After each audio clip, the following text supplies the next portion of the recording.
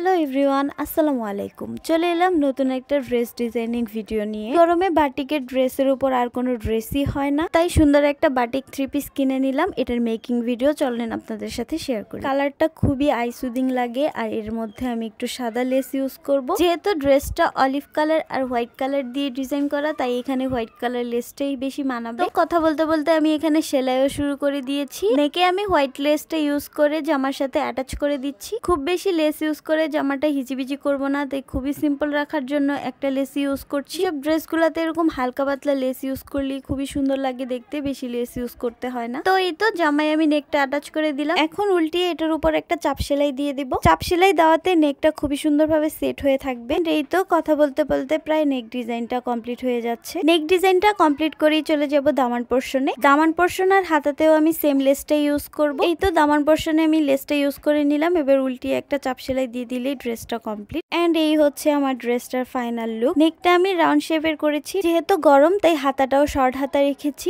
আজকের মতো এখানেই বিদায় নিচ্ছি। দেখা হবে নেক্সট কোনো ভিডিওতে। Thanks for watching. আল্লাহ হাফেজ।